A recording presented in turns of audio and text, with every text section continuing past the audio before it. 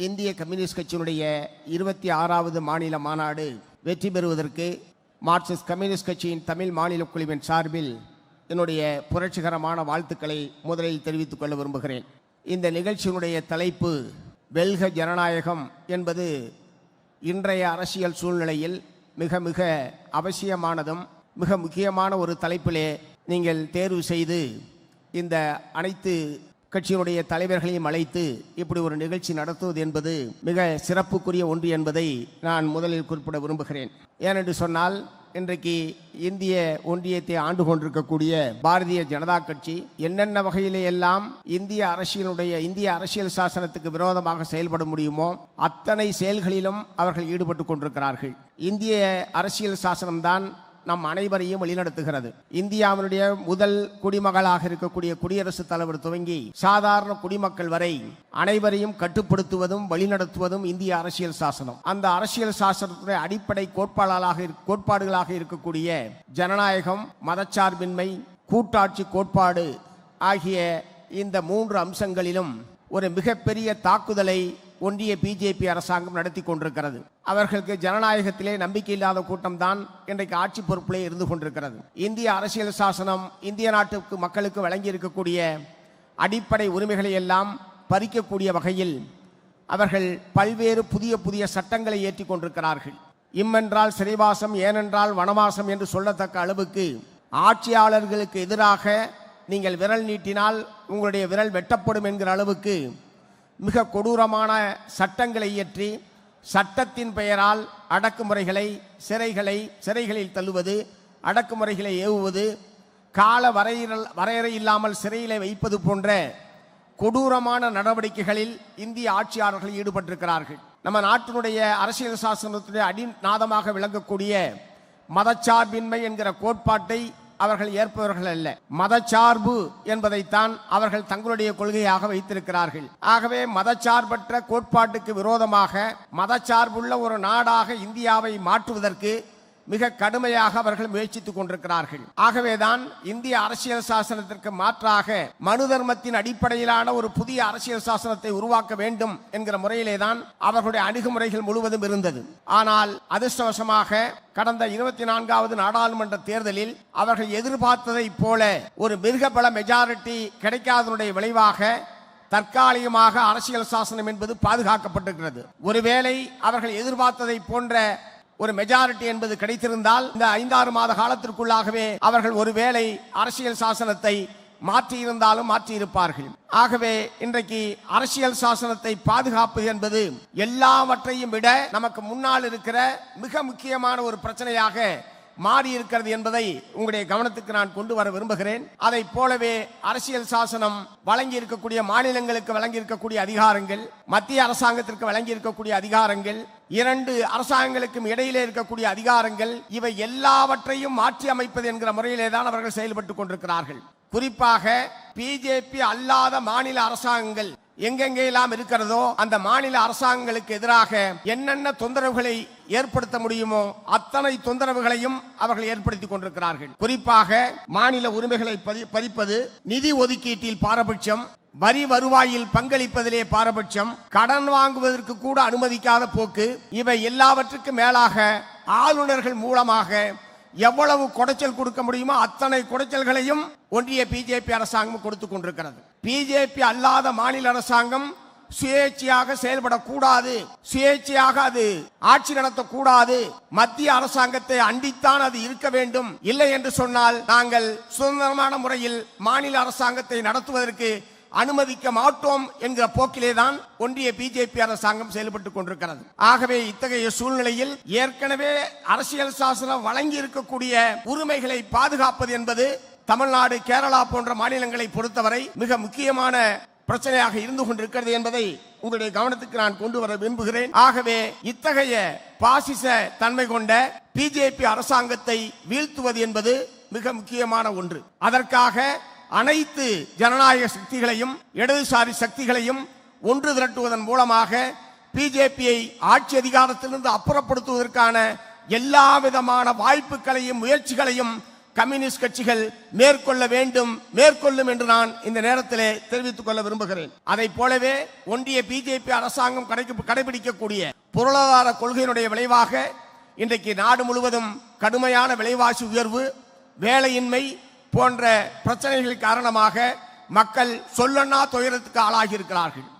ஆகவே கார்ப்பரேட்டுக்கு ஆதரவான கூட்டு களவாணித்தன பொருளாதாரத்திற்கு எதிராக நாம் மக்களை அணிதிரட்ட வேண்டிய அவசியம் இருக்கிறது. சமீபத்தில் சென்னையில் மாநகராட்சி துப்புரவு பணியாளர்கள் போராட்டத்தை ஒட்டி ஏராளமான வாத பிரதிவாதங்கள் என்பது தமிழகத்திலே நடைபெற்றுக் கொண்டிருக்கிறது. நவீன தாராளமய கொள்கையை மாற்றவே முடியாது, நவீன தாராளமய கொள்கையில் தனியார் மயம் என்பதும் ஒப்பந்தம் என்பதும் தவிர்க்க முடியாத ஒன்று என்கிற முறையில் தனியார் மயத்தையும் ஒப்பந்தத்தையும் மதிப்பூதியம் தொகுப்பூதியம் போன்றவற்றையும் நியாயப்படுத்தக்கூடிய வகையில் ஏராளமான விவாதங்கள் என்பது தமிழகத்திலே நடைபெற்றுக் கொண்டிருக்கிறது. இதற்கு சரியான பதிலடியை இடதுசாரிகள் கொடுத்தாக வேண்டும். இந்த தாராளமய கொள்கைக்கு எதிராக, தாராளமய கொள்கைக்கு மாற்றாக சோசலிச பொருளாதாரம் என்பது உலகத்தில் மிகச் சிறப்பாக வெற்றிகரமாக நடைமுறையிலே இருந்து கொண்டிருக்கிறது. வேலையின்மையை ஒழிக்க முடியும், ஒப்பந்தத்தை ஒழிக்க முடியும், மதிப்பூதியம் தொகுப்பூதியம் என்பதற்கு மாறாக நிரந்தரமான வேலை பாதுகாப்பு, வாழ்வுக்கேற்ற ஊதியம் என்பதையெல்லாம் உலகத்தில் பல நாடுகளில் நம்மால் உத்தரவாதப்படுத்த முடித்திருக்கிறது என்பதை தமிழ்நாட்டு மக்கள் மத்தியில், இந்திய மக்கள் மத்தியிலே வலுவாக நாம் எடுத்து செல்ல வேண்டும். ஆகவே இந்த மக்களுக்கு விரோதமான பொருளாதார கொள்கைகளை நியாயப்படுத்துவதை ஒருபோதும் நாம் அனுமதிக்க கூடாது என்பதை இந்த நேரத்திலே நான் இங்கே எடுத்து சொல்ல விரும்புகிறேன். இல்லை என்று சொன்னால் நம்மை போன்றவர்கள் மாற்று பொருளாதார கொள்கை என்பதையே முன்வைக்க முடியாத ஒரு நிலைமையை நாட்டிலே ஏற்படுத்தி விடுவார்கள். தமிழகத்திலே அத்தகைய ஒரு நிலைமை ஏற்படுவது என்பது நம்மை போன்ற இயக்கங்களுக்கு மிகப்பெரிய இடையூறாக அமையும் என்று நான் எச்சரிக்கை செய்ய விரும்புகிறேன். ஆகவே துப்புரவு பணி என்பது நிரந்தரமானது என்று சொன்னால் அந்த ஊழியர்களும் நிரந்தரமானவர்களாகத்தான் இருக்க வேண்டும் என்பது 100% நியாயமான கோரிக்கை என்பதை நான் எடுத்துச் சொல்ல விரும்புகிறேன். நானும் அருமை தோழர் முத்தரசன் அவர்களும் தோழர் திருமாவளவன் அவர்களும் மாண்புமிகு முதலமைச்சர் அவர்களை அவருடைய இல்லத்திலே சந்தித்தோம். அன்றைய தினம் நாங்கள் மிக முக்கியமாக தமிழகத்திலே இன்றைக்கு விவாதிக்கப்பட்டுக் கொண்டிருக்கிற சாதி ஆணவ கொலை தடுப்பு சட்டத்தை தடுப்பதற்கு தனி சட்டத்தை இயற்ற வேண்டும் என்று வற்புறுத்துவதற்காக முதலமைச்சர் அவர்களை அவருடைய இல்லத்திலே சந்தித்தோம். அது சம்பந்தமாக ஏறத்தாழ அரை மணி நேரத்திற்கு மேலாக நாங்கள் உரையாடினோம். நிறைவாக முதலமைச்சர் அந்த கருத்தை நியாயமானது, அப்படி ஒரு தனி சட்டம் வேண்டும் என்பதை அவர் ஏற்றுக்கொண்டார். அந்த நேரத்திலே கார்ப்பரேஷன் ஊழியர்களுடைய, சென்னை மாநகராட்சி துப்புரவு பணியாளர்களுடைய கோரிக்கை சம்பந்தமாகவும் அவர்களிடத்திலே பேசினோம். இந்த பிரச்சனை சுமூகமான முறையில் தீர்க்கப்பட வேண்டும். தொழிலாளர்கள் இரவு பகலாக கடந்த 8 நாட்களுக்கு மேலாக இரவு பகலாக தெருவிலே கிடக்கிறார்கள். இந்த பிரச்சனையில் ஒரு நியாயமான சுமூகமான தீர்வை எட்டுவதற்கு தமிழ்நாடு அரசாங்கம் முன்வர வேண்டும் என்று நாங்கள் மூவரும் அவரிடம் வற்புறுத்தினோம். நகராட்சித்துறை அமைச்சர் அண்ணன் KN நேரு அவர்கள் அப்போது இருந்தார்கள். பொதுப்பணித்துறை அமைச்சர் ஏவா வேலு அவர்கள் இருந்தார்கள். அவர்கள் அனைவருமே அதை கேட்டுக்கொண்டார்கள். ஆகவே எந்த ஒரு தொழிலாளருடைய பிரச்சனையாக இருந்தாலும் சரி, அது சாம்சங் தொழிலாளர் பிரச்சனையாக இருந்தாலும் சரி, அல்லது 8 மணி நேர வேலை நேரத்தை மாற்றுகிற பிரச்சனையாக இருந்தாலும் சரி, அல்லது சென்னை மாநகராட்சியுடைய துப்புரவு தொழிலாளர்களுடைய பிரச்சனையாக இருந்தாலும் சரி, தொழிலாளி வர்க்கத்தினுடைய நலனை பாதிக்கக்கூடிய வகையில் அரசாங்கம் செயல்படுமானால் அதை கம்யூனிஸ்டுகளை எதிர்ப்பார்கள். அதுதான் எங்களுடைய வர்க்க கடமை. ஆகவே எங்களுடைய வர்க்க நலனை விட்டுக் கொடுத்து விட்டு ஒரு அரசியல் உறவு என்பது எப்படி சாத்தியமாகும்? ஆகவே தமிழ்நாடு அரசோடு நாங்கள் அவர்களோடு ஒத்த கருத்துடைய விஷயங்களில் ஒத்து போகிறோம். தொழிலாளர் வர்க்கத்துடைய நலனை பாதுகாக்கக்கூடிய விஷயங்களில் அவர்களோடு முரண்படுகிறோம். இது தெரிந்தேதான் மாண்புமிகு முதலமைச்சர் அவர்கள் எங்களோடு பயணிக்கிறார். நாங்களும் அவரோடு பயணித்துக் கொண்டிருக்கிறோம். ஆனால் இத்தகைய முரண்பாடுகள் வருகிற போதெல்லாம் ஏதோ அணி உடைய போகிறது, கூட்டணி மாறப் போகிறார்கள் என்கிற முறையில் பலரும் தங்களுடைய கருத்துக்களை தெரிவித்துக் கொண்டிருக்கிறார்கள். அப்படி அல்ல. நாங்கள் கூட்டணி சேர்ந்திருப்பது என்பது ஒன்றிய பிஜேபியினுடைய மதவெறி அஜெண்டாவுக்கு எதிராக நாங்கள் களத்திலே நிற்போம், கழகத்தோடு சேர்ந்து நிற்போம். அதே நேரத்தில் தொழிலாளர் வர்க்கத்தினுடைய நலன், உழைப்பாளி மக்களுடைய நலன் பாதிக்கப்படுகிற போது மார்க்சிஸ்ட் கம்யூனிஸ்ட் கட்சியும் இந்திய கம்யூனிஸ்ட் கட்சியும் இணைந்து நின்று தமிழ்நாடு அரசாங்கத்துடைய அணுகுமுறை தவறு என்பதை தைரியமாக சொல்லக்கூடிய இயக்கங்களாகத்தான் இந்திய கம்யூனிஸ்ட் கட்சியும் மார்க்சிஸ்ட் கம்யூனிஸ்ட் கட்சியும் இருந்து கொண்டிருக்கிறது. ஆகவே முரண்படுவதும் உடன்படுவதும் சேர்ந்ததுதான் இந்த கூட்டணியே தவிர அனைத்தையும் ஆதரிப்பது, அனைத்துக்கும் உடன்பட்டு போவது என்பது அல்ல இந்த கூட்டனுடைய நிலைப்பாடு என்பதை நான் இங்கே தெரிவிக்க விரும்புகிறேன். அதை போலவே இன்றைக்கு தமிழகத்தை உலுக்கிக் கொண்டிருக்கிற மிக முக்கியமான பிரச்சனை என்பது சாதிய ஒடுக்குமுறைக்கு எதிராக தீண்டாமை கொடுமை, சாதிய ஒடுக்குமுறை, சாதிய பாகுபாடு என்பது தமிழகத்திலே அதிகமான நிகழ்வுகள் நடந்து கொண்டிருக்கிறது. அருமை தலைவர் பி. சீனிவாசராவ் அவர்கள், தோழர் மரணி கந்தசாமி போன்றவர்கள் துவக்கி வைத்த சாதிய ஒடுக்குமுறைக்கு எதிரான அந்த வீரியமிக்க போராட்டத்தினுடைய வரலாறை நம்முடைய தோழர்கள் மீண்டும் மீண்டும் படிக்க வேண்டும். இன்றைக்கும் அத்தகைய கொடுமைகள் தொடர்கிறது. சமீபத்தில் திருநெல்வேலியில் செல்வ கணேஷ் என்கிற மென்பொறியாளர், அவன் ஒன்றும் சாதாரணமானதில்லை, மாதம் 1.5 லட்சம் ரூபாய் சம்பளம் வாங்கியவன், பிஇ படித்துவிட்டு ஒரு நல்ல தரமான நிறுவனத்திலே வேலை செய்து கொண்டிருந்தவன், வேறொரு சமுதாயத்தை சார்ந்த பெண்ணை காதலித்தான் என்ற குற்றத்திற்காக அந்த பெண்ணினுடைய சகோதரனே அவனும் ஒரு பட்டதாரி வீச்செருவாளை எடுத்து பட்ட பகலிலே வீட்டு வாசலில் வெட்டி கொள்கிறான். இதைத் தொடர்ந்து நம்மை போன்றவர்கள் நீண்ட காலமாக சாதி ஆணவ கொலைகளை தடுப்பதற்கு தனிச்சட்டம் வேண்டும் என்பதை தொடர்ந்து நாம் வற்புறுத்தி வந்திருக்கிறோம். ஆனால் இந்த பிரச்சனையில் இன்றைக்கு சகல தரப்பினராலும் சமூகத்தினுடைய பல்வேறு பிரிவினராலும் இப்படி ஒரு தனிச்சட்டம் வேண்டும் என்கிற நியாயத்தை பலரும் விவாதித்துக் கொண்டிருக்கிறார்கள். ஆகவே தமிழ்நாடு அரசாங்கத்தை நான் கேட்டுக்கொள்ள விரும்புவது, இது மிகவும் பொருத்தமான நேரம். சாதி ஆணவ கொலைகளை தடுப்பதற்கு ஒரு தனிச்சட்டம் கொண்டு வருவதற்கான மிக பொருத்தமான நேரம் இது என்பதை மாண்புமிகு முதல்வருடைய கவனத்துக்கு நான் கொண்டு வர விரும்புகிறேன்.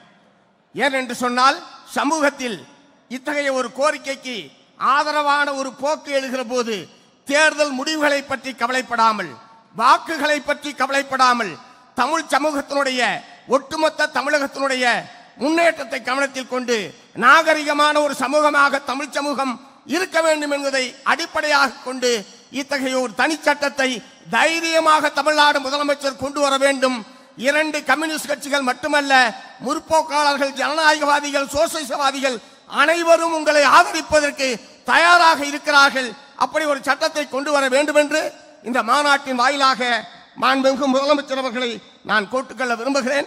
அதை போலவே இந்திய கம்யூனிஸ்ட் கட்சி, மார்க்சிஸ்ட் கம்யூனிஸ்ட் கட்சி, இந்திய கம்யூனிஸ்ட் கட்சி, மார்க்சிஸ்ட் லெனினிஸ்ட், இந்த கட்சிகளிடையே மேலும் நெருக்கமாகவும் இன்னும் பல்வேறு ஒத்த கோரிக்கைகளில் இணைந்த செயல்பாட்டை தமிழகத்திலே அதிகரிக்க வேண்டும்.